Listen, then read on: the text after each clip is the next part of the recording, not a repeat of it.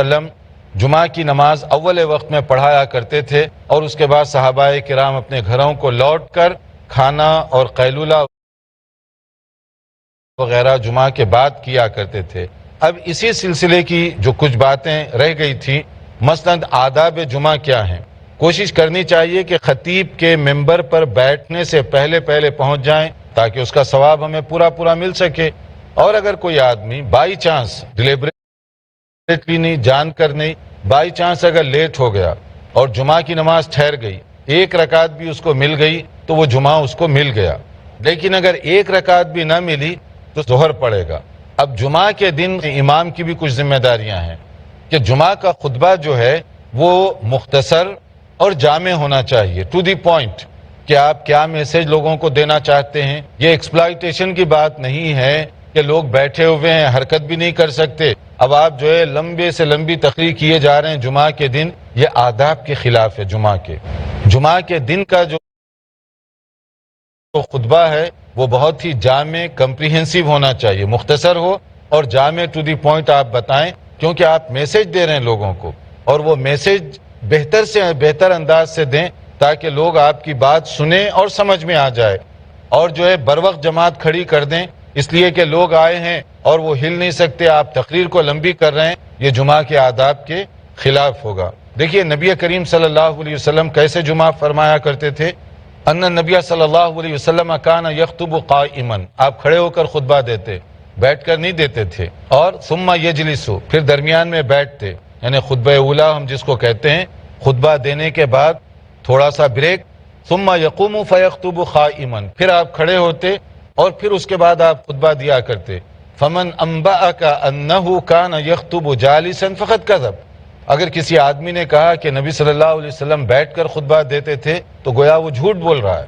یہ صحیح مسلم کی روایت ہے کہ نبی صلی اللہ علیہ وسلم کھڑے ہو کر خطبہ دیتے اور موضوع کے مطابق، حالات کے مطابق ٹاپک کا انتخاب کرتے، اور ٹاپک کے مطابق آپ کی آواز اونچی نیچی ہوتی تھی، یعنی خطبہ ایسا نہیں کہ لوگوں کو نیند آنے لگ جائے، یا خطبہ ایسا بھی نہیں ہوتا تھا کہ بہت شور شرابہ ہو، بلکہ ضرورت کے مطابق، جیسے کانا رسول اللہ صلی اللہ علیہ وسلم اذا خطب احمرت عیناہ، کبھی ایسے ہوتا ہے کہ آپ خطبہ شروع فرماتے تو آپ کی آنکھیں سرخ ہو جاتی، جیسے کمانڈر ان چیف کوئی گفتگو کر رہا ہے، وعلا صوتہ، اور آپ کی آواز بلند ہو جایا کرتی تھی، واشتد غضبہ، پھر آپ کا غصہ زیادہ ہو جاتا، حتی کأنہ منذر جیش، ایسے لگتا تھا کہ آپ جیسے سپہ سالار ہیں، فوج اور آپ کے سامنے مقابلہ ہے، اس انداز سے آپ کی بات ہوا کرتی تھی۔ اور یقول سبحکم ومسعکم، یعنی کوئی کمانڈر ان چیف جو آرڈر دیتا ہے نا، مارچ کرو ابھی صبح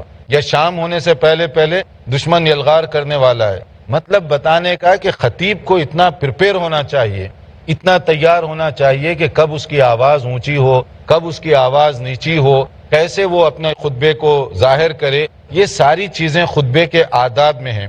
پھر آپ کیا کہا کرتے تھے خطبے کے اندر؟ وَيَقُولُ أَمَّا بَعْدْ، حمد و ثنا کے بعد، پہلے اللہ کی حمد تعریف وغیرہ کرنے کے بعد اما بعد، فإن خیر الحدیث کتاب اللہ وخیر الہدی ہدی محمد صلی اللہ علیہ وسلم، آپ فرمایا کرتے تھے کہ بہترین کتاب کس کی ہے؟ اللہ تعالیٰ کی کتاب، سب سے بہترین۔ پھر بہترین راستہ کس کا ہے؟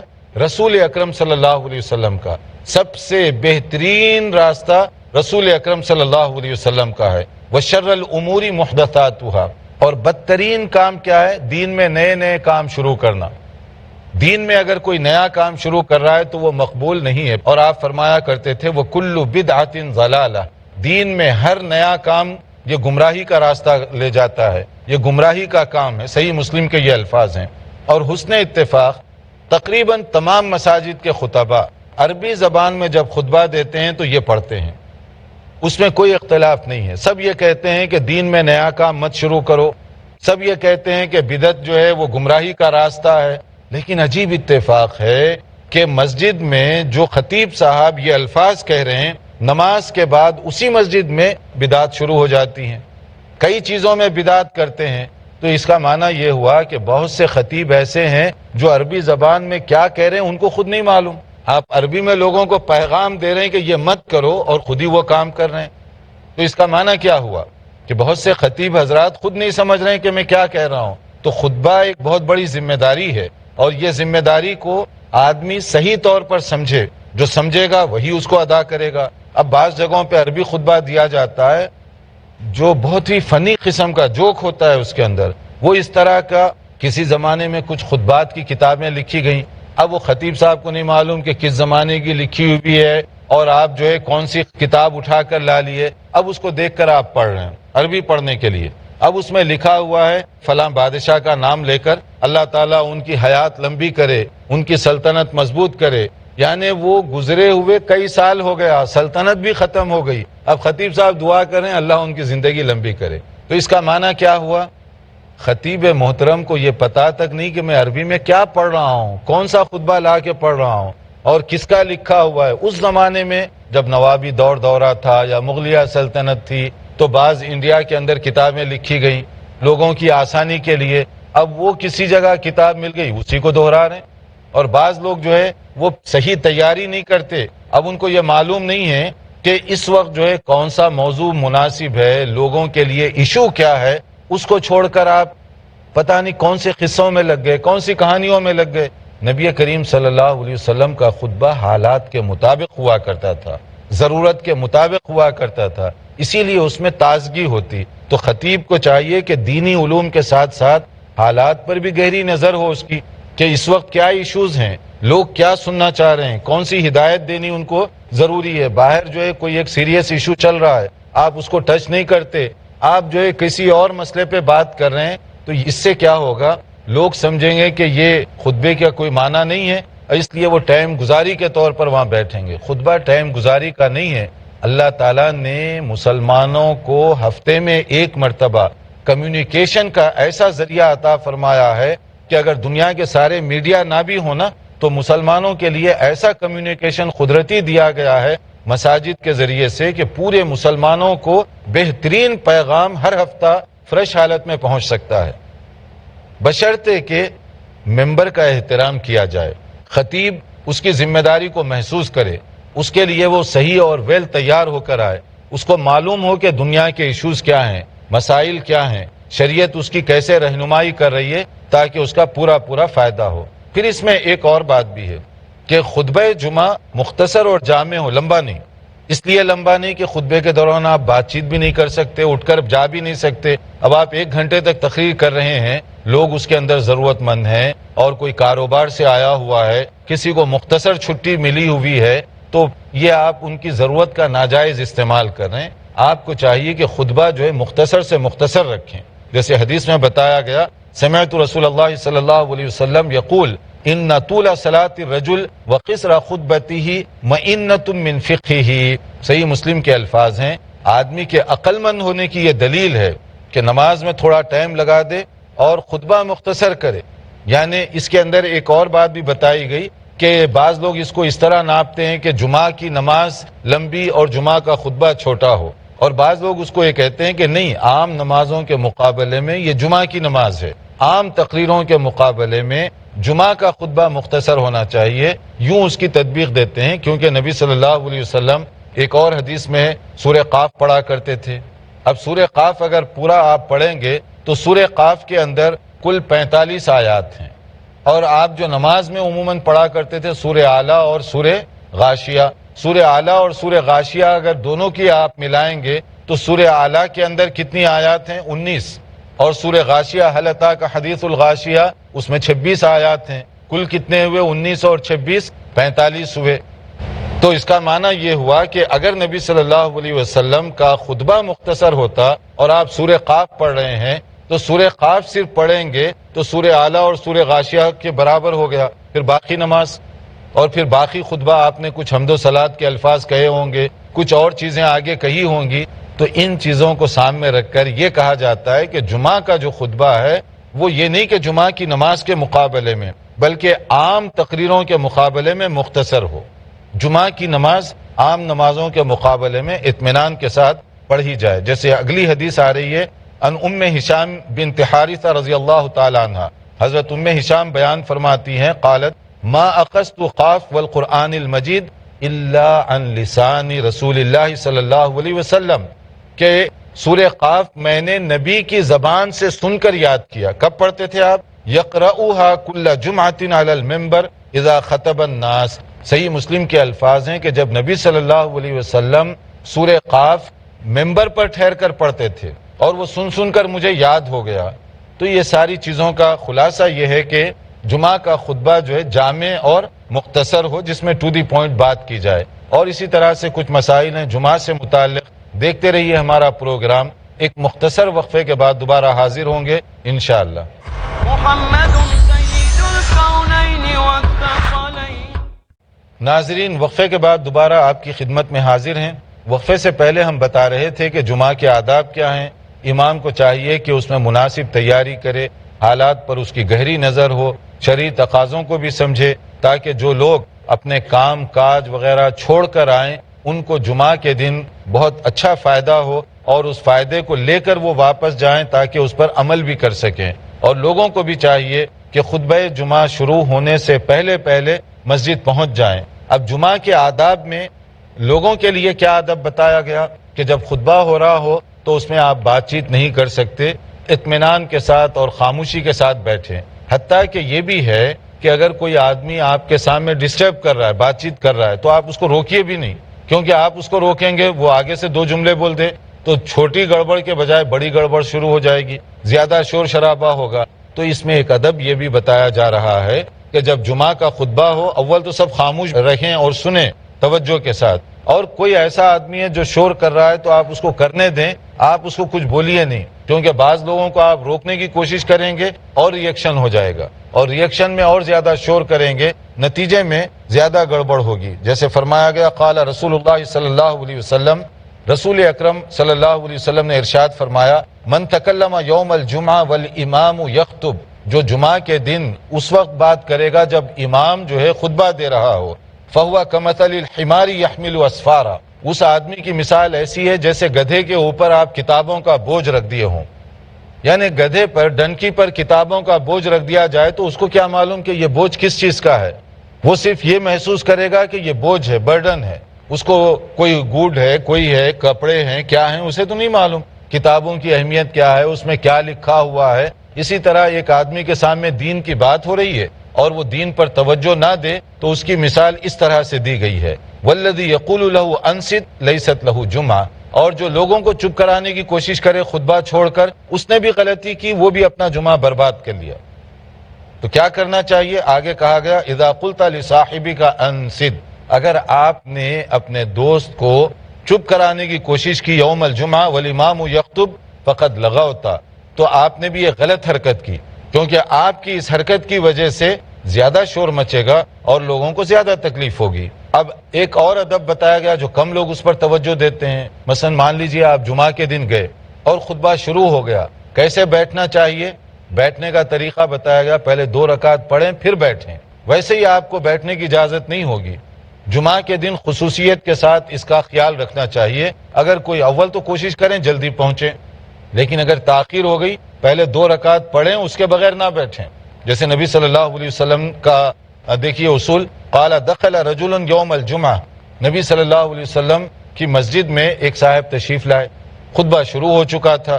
والنبی صلی اللہ علیہ وسلم یخطب، خطیب کون تھے؟ خود نبی صلی اللہ علیہ وسلم. آپ خطبہ دے رہے تھے، اچانک وہ صاحب آئے، آتے ہی انہوں نے دیکھا خطبہ شروع ہو گیا، بیٹھ گئے خاموشی کے ساتھ. تو نبی صلی اللہ علیہ وسلم نے خطبے میں کیا کہا؟ فقال صلیتا، خطبہ روک کر آپ نے پوچھا کیا نماز پڑھ لی تم نے؟ کیونکہ نبی صلی اللہ علیہ وسلم سکھایا بھی کرتے تھے نا مسائل. تو آپ نے پوچھا کہ نماز پڑھ لی تم نے؟ قال لا، اس نے کہا نہیں. تو آپ نے کیا فرمایا؟ قال قم فصلی رکعتین، اٹھو کھڑے ہو جاؤ 2 رکعت پڑھو، خطبہ روک کر. یہ بخاری اور مسلم کی حدیث ہے. اس سے معلوم کیا ہوتا ہے؟ اگر کوئی شخص بائی چانس اتفاقیہ لیٹ ہو، خطبہ بھی شروع ہو جائے تو 2 رکعت پڑھ لینا چاہیے اس کو، مختصر 2 رکعت پڑھ کے وہ پھر بیٹھے. اب اگر کوئی لوگ جائیں، جیسے بعض جگہوں پر یہ ہوتا ہے کہ آپ پہلے چلے جائیں، بیٹھیں، ان کا بیان سنیں، پھر اس کے بعد وہ بریک دیتے ہیں، پھر اٹھ کر 2 رکعت پڑھیں. یہ صحیح طریقہ نہیں ہے. صحیح طریقہ یہ ہے کہ مسجد میں جاتے ہی 2 رکعت پڑھنے چاہیے، اور مسجد میں 2 رکعت پڑھنے کے بعد پھر آپ جو اگر خطبہ بھی ہو رہا ہو، ان 2 رکعت کی اہمیت اتنی ہے کہ اس وقت آپ 2 رکعت پڑھ کر بیٹھیں، ویسے ہی نہ بیٹھیں، یہ ایک ادب بتایا گیا۔ اور ایسے ہی ایک اور چیز کہ نبی صلی اللہ علیہ وسلم جمعہ کی جو نماز پڑھاتے تھے اس میں کون سی صورتیں پڑھتے تھے، یہ بھی سنت کا ایک طریقہ ہے، پیغام بھی ہے۔ یعنی نبی صلی اللہ علیہ وسلم کی آپ دیکھ رہے ہیں ہر ادا میں کتنے پیغام نکل رہے ہیں، ایسے ہی نہیں ہے سنت، ہر ادا میں اس میں ایک پیغام، حکمت، اور اس میں ہمارے لیے سبق ہے۔ اب دیکھیے جمعہ کی نماز، ان النبی صلی اللہ علیہ وسلم کان یقرأ فی صلاۃ الجمعہ سورۃ الجمعہ والمنافقین، یہ صحیح مسلم کی حدیث ہے۔ کبھی آپ جمعہ کی نماز پڑھاتے تو سورہ جمعہ پہلی رکعت میں پڑھتے تھے اور سورہ منافقون دوسری رکعت میں پڑھا کرتے تھے۔ اب دیکھیے ایک حدیث میں اور بھی بتایا گیا کہ نبی صلی اللہ علیہ وسلم اس کے علاوہ کیا پڑھا کرتے تھے، یقرأ فی العیدین وفی الجمعہ بسبح اسم ربک الاعلی وہل اتاک حدیث الغاشیہ۔ ایک اور حدیث ہے جس میں کہا گیا کبھی نبی صلی اللہ علیہ وسلم جمعہ کی نماز میں اور عیدین میں بھی پہلی رکعت میں سبح اسم ربک الاعلی اور دوسری رکعت میں ہل اتاک حدیث الغاشیہ یہ پڑھا کرتے تھے۔ اس کے اندر بھی جو ہے قیامت اور اس کی ہولناکی اس کا تذکرہ کیا گیا تاکہ ریمائنڈر ہو سکے، لوگوں کے لیے سبق ہو، وارننگ ہو کہ قیامت کے لیے کیسے تیاری کرنی چاہیے، اور قیامت کے لیے تیاری کرنے کے جو آداب ہیں اور جو طریقہ ہے وہ بتایا گیا ہے۔ اب مسئلہ ہے کہ جمعہ کے دن سنت کیسے پڑھی جائے۔ تو پہلی چیز یہ ہے کہ جمعہ کے دن آپ جو خطبے سے پہلے جا رہے ہیں اس میں 2 رکعت ہیں اصل، اور 2 رکعت کے بعد جتنا آپ کو وقت ملا بطور نفل کے آپ پڑھ سکتے ہیں۔ مان لیجئے آپ خطبہ شروع ہونے سے 1 گھنٹہ پہلے مسجد میں داخل ہو گئے، اب 2 رکعت کے بعد آپ کے پاس 50 منٹ ہیں، آپ جتنی چاہے 2 رکعت کے حساب سے پڑھتے جائیے، وہ نفل ہے آپ کے لیے، اس میں کوئی لمٹ نہیں ہے، اور کم سے کم 2 رکعت یہ ضروری ہے۔ جمعہ کے بعد جمعہ کی نماز تو 2 رکعت ہو گئی، پھر جمعہ کی نماز کے بعد اب آپ کے پاس اختیار ہے، چاہے تو 2 رکعت پڑھیں بطور سنت کے، چاہے تو 4 رکعت پڑھیں۔ اور اس کے اندر بھی یہ ہے کہ اگر آپ مسجد ہی میں پڑھ رہے ہیں، جیسے اکثر لوگ مسجد میں پڑھ لیتے ہیں، اب گھر میں کون جائے کون پڑھے سنت، صحیح طریقہ تو یہ کہ نوافل اور سنت گھر میں پڑھیں اور فرض مسجد میں پڑھیں۔ لیکن جیسے مصروف بعض اوقات ہوتے ہیں لوگ یا کام کاج سے ان کو فرصت نہیں ملتی، مسجد میں بھی سنت پڑھی جا سکتی ہے۔ جمعہ کے بعد اگر مسجد میں آپ سنت پڑھیں، 2 رکعت پڑھ کے سلام پھیریں، پھر 2 رکعت یعنی 4 رکعت سنت پڑھ لیں، اور اگر فوری طور پر آپ گھر جا رہے ہیں تو 2 رکعت پڑھ لیں، دونوں کی گنجائش ہے۔ جیسے کہا گیا قال رسول اللہ صلی اللہ علیہ وسلم اذا صلی احدکم الجمعہ فلیصلی بعدها 4، کہ اگر کوئی آدمی جمعہ کے بعد سنت پڑھنے کی نیت کرے، ارادہ کرے، 4 رکعت پڑھے، یہ صحیح مسلم کی حدیث ہے۔ اسی طرح اور ایک مسئلہ جو بتایا گیا قال رسول اللہ صلی اللہ علیہ وسلم جمعہ کا اہتمام، من اغتسل ثم اتى الجمعہ، جو غسل کرے یعنی نہا دھو کر صاف ستھرے کپڑے پہن کر مسجد کا رخ کرے جمعہ کے دن، تو پھر اس کے بعد فصلى ما قدر له، جتنی اللہ نے توفیق دی اتنی نماز پڑھے، جو نفل نماز ہے بغیر کسی اس کے 2 کر کے 6 پڑھے، 8 پڑھے، 10 پڑھے، جتنا اس کو موقع ملتا گیا۔ ثم انصت حتی یفرغ الامام من خطبتی، پھر خاموش اور ادب سے خطبہ سنتا رہا، کسی کو نہ ڈسٹرب کیا، نہ کسی سے گپ شپ وغیرہ لگائی۔ ثم یصلی معہ، پھر جمعہ کی نماز امام کے ساتھ پڑھتا ہے۔ غفر له ما بینہ وبین الجمعۃ الاخری، اللہ تعالیٰ اس سے اتنا راضی ہوں گے جو غسل کرے، بر وقت مسجد میں جائے، جو بھی توفیق ہو نماز پڑھے، پھر اس کے بعد خطبہ سنے، جمعہ کی نماز ادا کرے، پھر اس کے بعد جو سنت پڑھ کے فارغ ہو جائے، اللہ تعالیٰ اس سے اتنا راضی ہوتا ہے کہ اللہ تعالیٰ اس کے پچھلے جمعہ سے جو گناہ ہوئے ہیں وہ سب کو معاف فرما دے گا۔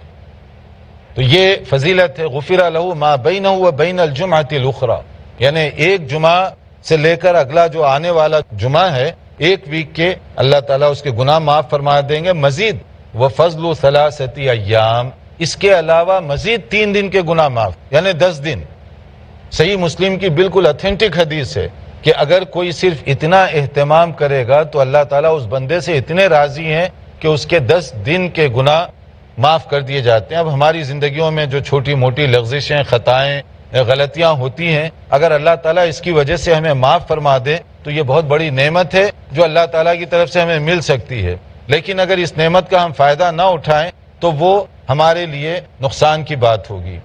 جمعہ کے لیے ایک اور بھی بات بتائی گئی جو جمعہ کے لیے خاص مسئلہ ہے، وہ ہے کہ جمعہ کے دن ایک ایسا وقت ہے جس میں آدمی جو دعا کرتا ہے اللہ تعالیٰ وہ دعا ضرور قبول فرماتے ہیں، ضرور دعا قبول فرماتے ہیں۔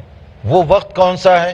جیسے نبی صلی اللہ علیہ وسلم نے فرمایا سمعت رسول اللہ صلی اللہ علیہ وسلم یقول، یہ نبی کریم صلی اللہ علیہ وسلم کا ارشاد گرامی ہے۔ آپ نے فرمایا ہیا ما بین ان یجلس الامام الی ان تقضى الصلاۃ، کہ نبی کریم صلی اللہ علیہ وسلم نے ارشاد فرمایا کہ زیادہ یہ کہ جب جمعہ کے دن خطیب ممبر پر بیٹھتا ہے اس سے نماز ختم ہونے کے درمیان جو وقت ہوتا ہے یہ ایسی قبولیت کا وقت ہے کہ اگر اس میں آدمی کوئی دعا کرتا ہے تو اس کے قبولیت کا امکان غالب رہتا ہے۔ اور وہ گھڑی کون سی ہے اس کے بارے میں مختلف علماء نے اپنی اپنی طور پر مختلف قسم کی رائے دی۔ کسی نے کہا جمعہ کی عصر سے لے کر غروب تک کا وہ وقت ہے، کسی نے کہا امام کے آنے کا وقت ہے، لیکن اس میں زیادہ یہ کہ جو ممبر پر بیٹھے امام اور خاص طور پر جو بریک لیتا ہے وقفے کے درمیان اس میں خصوصی طور پر دعا کرنا چاہیے۔ اس میں ادھر ادھر توجہ کریں گے، ہوتا تھوڑا سا وقت ہے، وہ معمولی وقفہ ہے، اس کو بھرپور استعمال کیجئے تاکہ اس کا زیادہ سے زیادہ فائدہ ہو سکے۔ اور نبی کریم صلی اللہ علیہ وسلم جو خطبہ دیا کرتے تھے اس میں آپ قرآن بھی پڑھتے تھے۔ ایسا نہیں ہے کہ صرف قصے کہانیاں سنا کر یا اس طرح کا ٹائم نہیں ویسٹ کیا کرتے تھے۔ جیسے کہا گیا ان النبی صلی اللہ علیہ وسلم کان فی الخطبہ یقرأ آیات من القرآن یذکر الناس، قرآن مجید پڑھ کر لوگوں کو سمجھایا کرتے تھے، تذکیر کیا کرتے تھے، یعنی جامع خطبہ ہوتا اور اس میں بہت کمپریہنسو خطبہ ہوا کرتا تھا۔ کچھ لوگ ایسے ہیں جو مستثنا ہیں، یعنی جمعہ سے مستثنا ایگزمپٹ ہیں۔ وہ کون سے لوگ ہیں؟ ان رسول اللہ صلی اللہ علیہ وسلم قال الجمعۃ حق واجب علی کل مسلم فی جماعت، ہر ایک کے لیے جمعہ ضروری ہے سوائے ایکسپٹ کن لوگوں کے؟ چار۔ ایک اور حدیث میں پانچواں بتایا گیا، مسافر، عورت، بچہ اور مریض، ان پر جمعہ فرض نہیں ہے۔ اگر وہ جمعہ پڑھنا چاہیں تو پڑھ سکتے ہیں، ورنہ جمعہ کے بجائے وہ ظہر کی نماز پڑھ لیں گے۔ باقی سب لوگوں کے لیے جمعہ فرض ہے۔ اور ایک بتایا گیا غلام، لیکن آج کل تو غلامی کا وہ ہے نہیں اس طرح کا، تو باقی سب لوگوں کے لیے جمعہ کے یہ جو چار قسم ہیں جمعہ کے بجائے وہ ظہر پڑھ لیں گے۔ عورتیں گھر میں ظہر پڑھ لیں گی، اگر مسجد جائیں گی تو جمعہ ہو جائے گا ان کا۔ مسافر بھی اسی طرح، مریض بھی اسی طرح کا ہے۔ تو یہ اور اس طرح کے اور بھی بہت سارے مسائل ہیں۔ یہ اور دوسرے عنوانات کے لیے دیکھتے رہیے ہمارا پروگرام، آگے بعض اور اہم مسائل ہوں گے انشاءاللہ تعالی پیش۔ آئندہ لیکچر کا انتظار کیجیے۔ والسلام علیکم ورحمۃ اللہ وبرکاتہ۔ مولاي صل وسلم دائما أبدا على حبيبك خير